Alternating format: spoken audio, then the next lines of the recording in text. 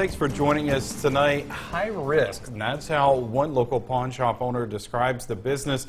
The risk is knowing whether you're buying stolen items from pawners. That's right. Earlier this week, around $25,000 worth of stolen merchandise was recovered from a pawn shop in Amory, leading to a major investigation by the Monroe County Sheriff's Department. WCBI's Jory Talley is joining us now in the studio with the do's and don'ts of pawn shops. Jory?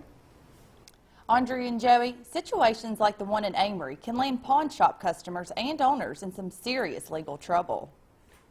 Pawn shops are in the business of making money, and it does not matter how they make it, they just want to make the money. The trick lies in making that money without breaking the law. Chief Randall says the first rule of business is just using common sense.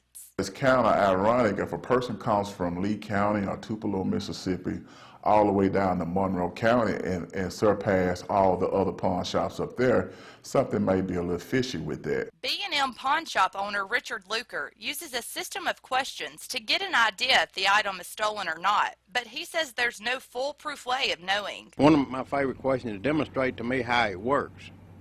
If they know nothing about the tool, nothing about the electronic, nothing about the history of it, then how did they own it? How have they been operating it and know nothing about it? Luker keeps a log of each transaction of who pawned what and sends that info to law enforcement each month. You got the guitar, brass, musical instruments. If I've already been notified that something is stolen in the area and it felt like it comes in, I call the Aberdeen Police Department and they will come and we'll check it out.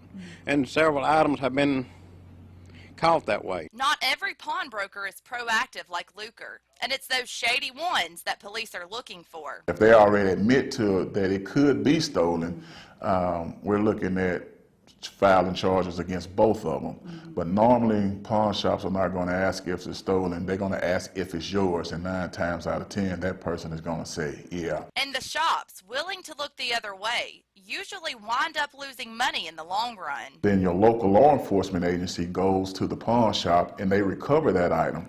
Well, now the pawn shop has to go and press charges on the person that actually pawned it. So now we're looking at what they call restitution. You may get your money back in a timely fashion, or you may not get it back in a timely fashion. The owners of the Amory pawn shop have not been charged with anything. In most cases, if you want to pawn something, you need to be 18 years old, have a valid driver's license, and be willing to answer some questions and sign a few forms. Joey?